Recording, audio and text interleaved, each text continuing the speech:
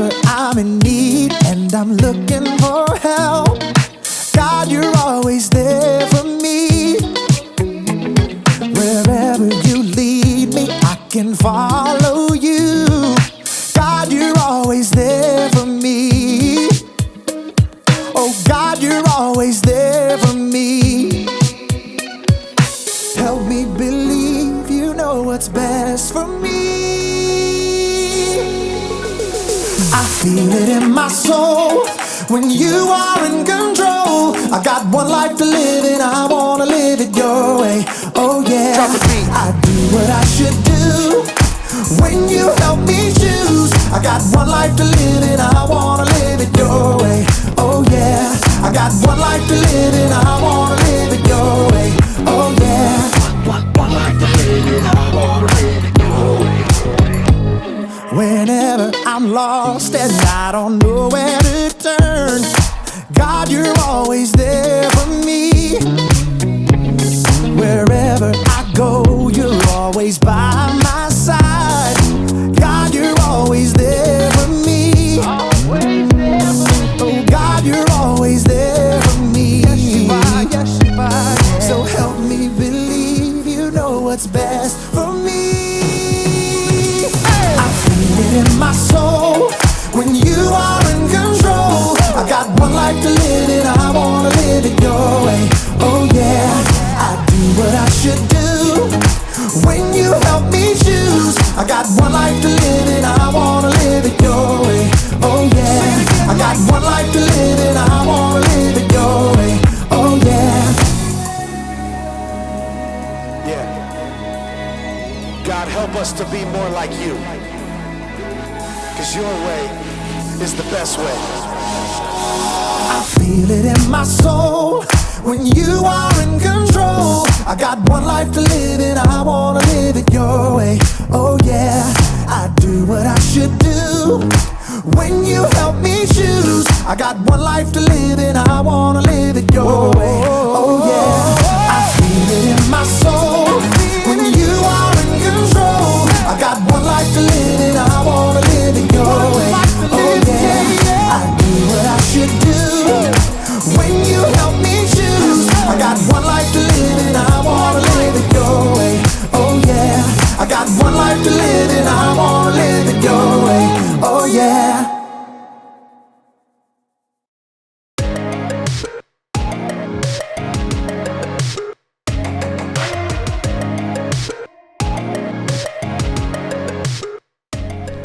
Hey everybody, I'm Izzy, and we're here today to talk about self-control. Self-control is choosing to do what you should, even when you don't want to. It's very important to have control. That's why I have a controller for basically everything, like this white CD player. Thanks, stereo. I have one for this fan.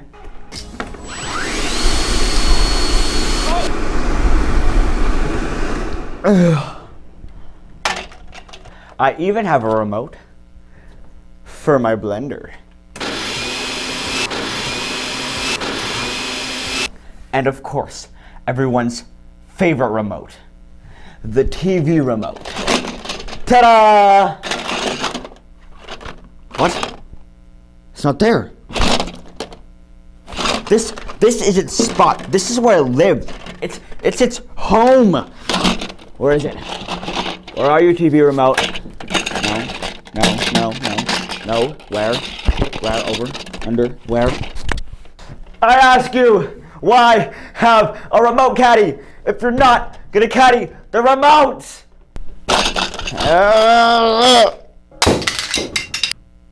What's happening? I can't move. I think I'm paused. Okay. And maybe this is for the better. Okay. I think I'm okay now. You can unpause me. Ugh.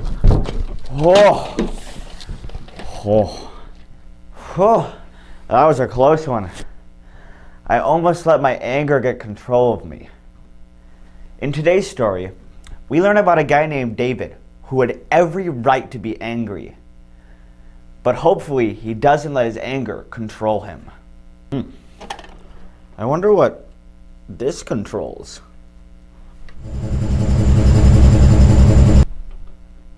I don't even own a car.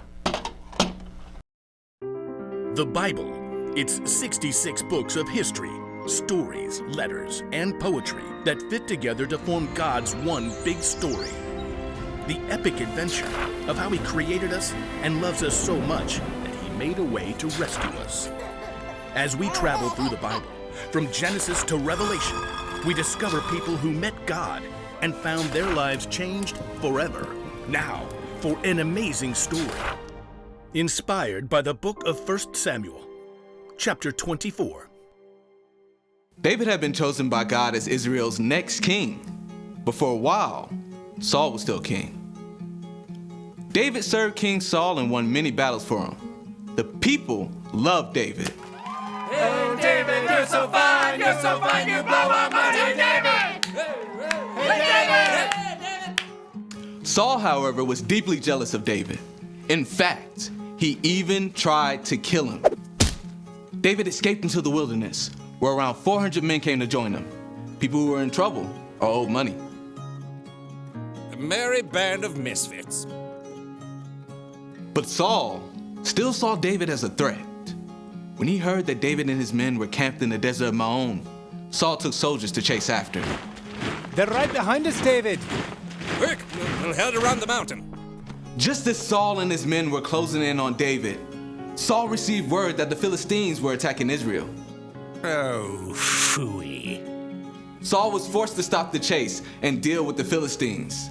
David and his men could breathe a sigh of relief. There's a safe place near En-Gedi. Maybe Saul will finally leave us alone if we hide out there. But as soon as Saul had dealt with the Philistines, a messenger brought news.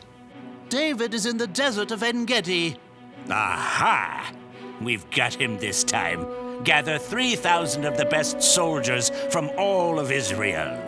But, Your Majesty, David only has 400 men. 3,000, and not one less. Saul set out once more, determined to wipe out his rival. I bet that pipsqueak is hiding out near the rocky cliffs of the Wild Goats. Well, that seems oddly specific. Yeah, he used to herd sheep. In fact, David and his men have been staying near some sheep pens not far from the cliffs. Saul, headed this way. He's got 3,000 soldiers. Again? Why can't he leave us alone? We can take him on. I'm worth 10 of his soldiers. David could feel his anger boiling, but he took a deep breath. No, we won't fight them now. And we won't have a choice in about 6 minutes. The caves! I want everyone inside! Stat! David and his men hurried into a nearby cave that cut deep inside the cliffs. All the way to the back! They're here! Outside, near the sheep pens, Saul had called a halt. Take a break, men. At that moment, Saul found himself in need of a royal outhouse. I require a royal outhouse. I believe there's a cave over there, Your Majesty. I suppose it'll do. Saul entered the cave.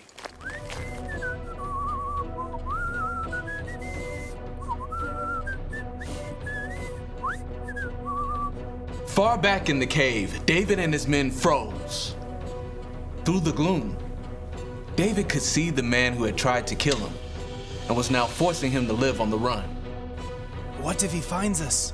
I don't believe we're Saul's #1 priority at the moment. He's alone. This is your chance.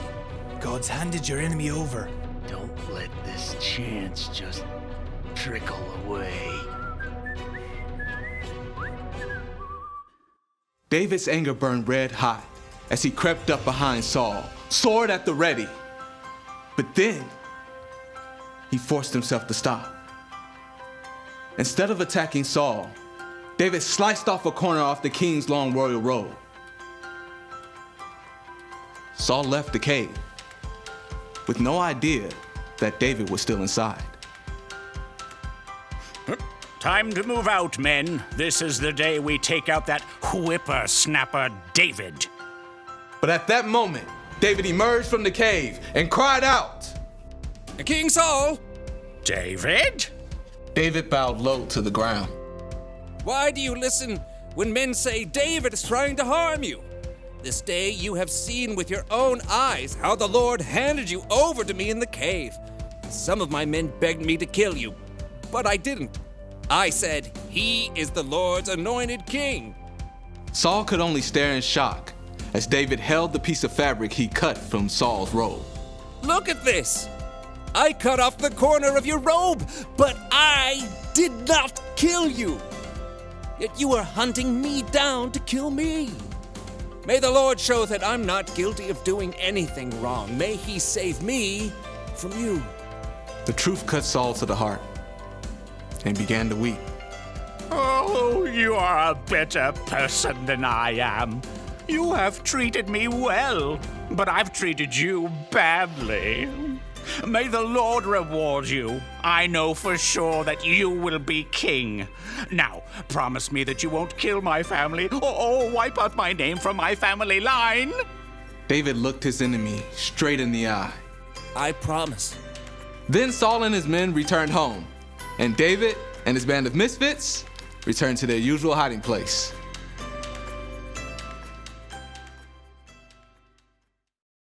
David was angry at King Saul, and he probably should have been.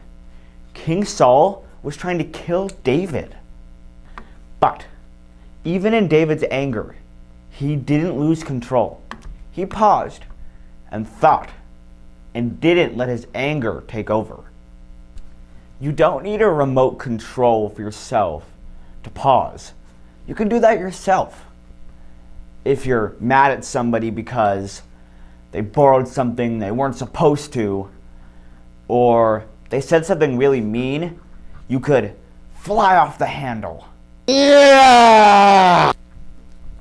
Or you could pause and count to 3 or 10 or even 100 if you have to, and think about how you're going to respond. Remember, in real life, you can pause, but you can't rewind. Once you've said something or done something in anger, it's out there. You can't go back. I'm not saying that you should never get angry. In fact, even Jesus got angry, but he had good reasons. And sometimes we have good reasons too. It's like if someone you know or you're being treated unfairly, that's a good reason to be angry. But losing a remote, maybe not.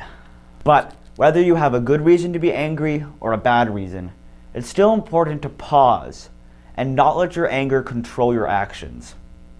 That's the one thing to remember today. Don't be controlled by your anger. I'll see you next time.